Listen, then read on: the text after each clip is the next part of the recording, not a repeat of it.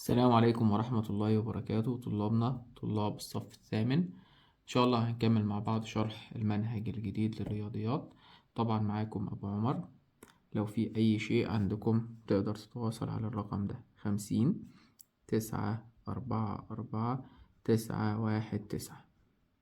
تمام، 50 9 4 4 9 1 9. درس اليوم هو قسمة الأعداد النسبية. احنا درسنا الحصة او الفيديو اللي فات درس الضرب. تمام. طيب درس القسمة سهل بسيط ان شاء الله، بس عشان نقسم طبعا زي ما احنا كنا بنقول عشان نضرب كان لازم يكون العدد بسط ومقام. طب عشان نقسم برضو لازم يكون بسط ومقام. يعني لو عندي مسألة زي دي كده بيقول لي 2 و5/6 تقسيم 1/3. أول خطوة لازم تكون دي صورة ألف على باء، يعني بسط ومقام يعني كسر، وده يكون كسر. طب ده كسر، أوكي، أحول ده الكسر اللي هو أضرب ده وأزيده مع ده. 2 ضرب 6 كم؟ 12. 12 زائد 5 15/6 تقسيم 1/3. بعدين كده أنا حولتهم لكسور. أول كسر ينزل نفس ما هو اللي هو 5/6. بعدين نقلب القسمة لضرب، نقلب القسمة لضرب ونقلب الكسر اللي بعده يبقى 3/1. بعدين نكمل المسألة كأنها مسألة ضرب، يبقى هنا 15 ضرب 3/6 ضرب 1. في جدول مشترك بين 3 وال6. نقسم دي على 3 تصير 2، ده على 3 تصير كم؟ 1. بعدين يساوي 15 ضرب 1 كم؟ 15. و2 ضرب 1 2. أبسط صورة 15/2 تبقى دي 7. 1/2 في أبسط صورة. تمام تمام يا أستاذ. طيب سؤال تاني، لو جايلي مسألة زي دي 5 و5/8 تقسيم 3 و3/4 سالب.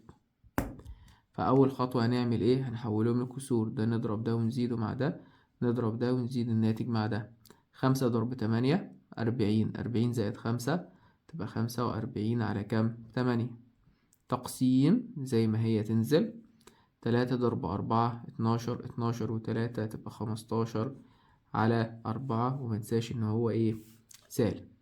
بعدين الكسر الأول ينزل نفس ما هو اللي هو 45/8، والقسمة تصير ضرب، وده يبقى 4/15. ومنساش إن هو سالب. بعدين نعمل الخط 45 ضرب -4/8 ضرب كم؟ 15. جدول مشترك بين 45 وال15 هو جدول الخمسة. نقسم دي تقسيم 5 تعطيني 3، ودي تقسيم 5 تعطيني 9. بعدين جدول مشترك بين 8 وال4 هو جدول الأربعة. نقسم دي تقسيم 4 تعطيني 2، دي تقسيم 4 تعطيني كم؟ 1. بعدين نضرب 9 ضرب 1 كم؟ 9. 2 ضرب 3 كم؟ 6. وده سالب. لسه في جدول مشترك نقسم دي على 3 تصير 3، دي على 3 تصير كم؟ 2. يبقى هنا 3/2 سالب، اللي هو كم؟ اللي هو 1. 1/2 سالب في أبسط صورة. تمام تمام يا أستاذ. طيب لو مسألة تانية، لو عندي هنا -7 تقسيم 3/1/2 سالب. أول حاجة دي 7 كم؟ 1، ونضرب ده ونزيده مع ده، يبقى هنا -7/1 تقسيم 3 ضرب 2 6، و1 7/2 سالب. يبقى ده -7/1 ضرب 2/7 سالب. يبقى هنا -7 ضرب -2/1 ضرب 7. دي تصير 1، دي تصير كم؟ 1. 1 ضرب 2 2. 1 ضرب 1 1. سالب ضرب سالب موجب. 2/1 اللي هي كم؟ 2. تمام تمام يا أستاذ. ده كده القسمة بكل سهولة. طيب تعالى نحل التمارين الذاتية في الكتاب عشان نثبت المعلومة أكتر. نفتح مع بعض الكتاب صفحة 106. تمارين الذاتية. أوجد ناتج كل مما يلي في أبسط صورة. 2/7 تقسيم 3/8 دول ايه؟ كسرين. خلاص، يبقى أول خطوة هنعمل ايه؟ هيبقى 2/7 ونقلب القسمة ضرب، وتبقى هنا 3/8 نخليها كام؟ 8/3، يعني نقلب الكسر التاني. بعدين يبقى 2 ضرب 8/7 ضرب كام؟ 3. في جداول مشتركة؟ لأ.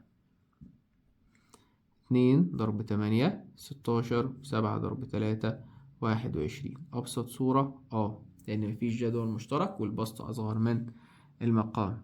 طب هنا يبقى -4/5 والقسمة تصير ايه؟ ضرب. وهنا 2/15 نقلبها تبقى 15/2، فيبقى هنا -4 ضرب 15/5 ضرب كام؟ 2.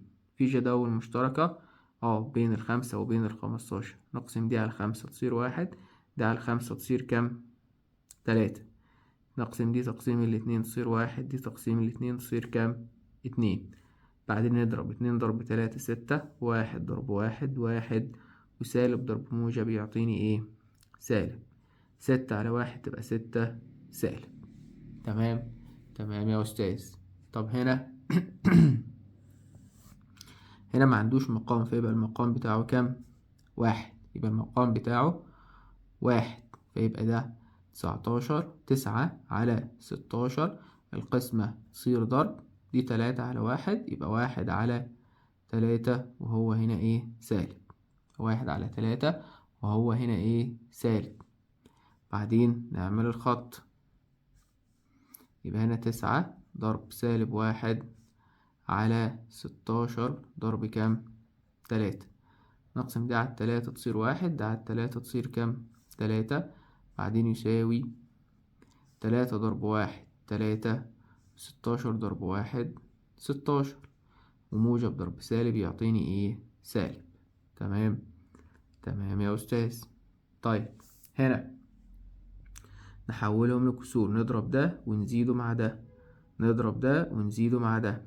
12 ضرب 4 تبقى كام؟ 48. 48 واحد يبقى كام؟ 49. يبقى هنا 49/4 تقسيم زي ما هي تنزل.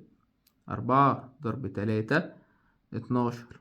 12 و2 14، يبقى 14/3، ومنساش ان هو ايه؟ سالب. بعدين نقلب القسمة لضرب، يبقى 49/4 والقسمة تصير ضرب، ودي تبقى 3/14. نقلب الكسر سالب.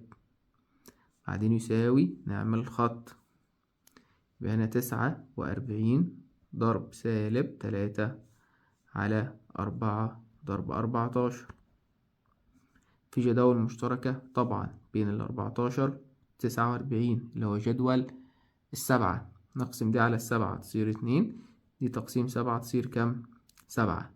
لسه في جدول مشترك؟ لأ. 3 ضرب 7 21، و4 ضرب 2 8، وموجب ضرب سالب يعطيني ايه؟ سالب. تمام. تمام يا أستاذ. طيب يبقى هنا 21/8. هل ده كده أبسط صورة؟ لأ. 21 فيها كام 8؟ فيها 2، ويكون باقي 5/8 سالب. يبقى الناتج النهائي 2 و5/8 سالب. تمام. تمام يا أستاذ. طب هنا دي نخليها 49 على كام؟ على 1. فيبقى هنا 49/1 تقسيم، هنا 4 ضرب 10 40. 40 زائد 9 تبقى 49 على كام؟ على 10. تمام. تمام يا أستاذ. بعدين يبقى هنا 49/1 والقسمة تصير ايه؟ ضرب، ونقلب الكسر، يبقى هنا 10/49.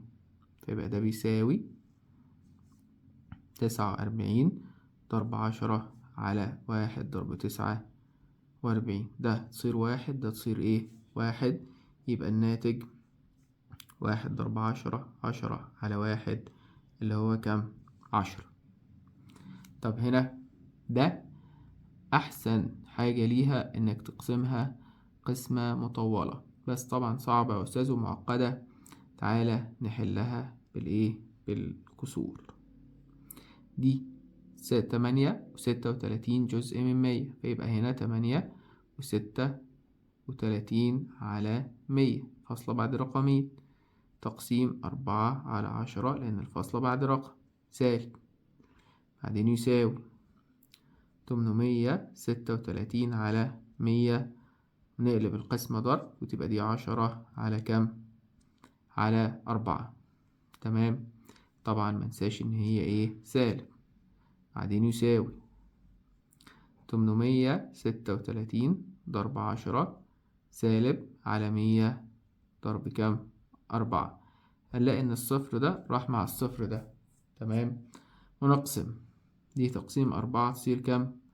1. دي تقسيم 4 تصير كام؟ تصير يا أستاذ 209. تمام. فيبقى هنا 209 على 10 سالب اللي هي تبقى كام؟ هتبقى 20.9 جزء من 10. تمام. تمام يا أستاذ. طب هنا يبقى سالب 12 على 25 تقسيم 12 2.8 يبقى 28 على 10 لأن الفاصلة بعد رقم 1. تمام. تمام يا أستاذ.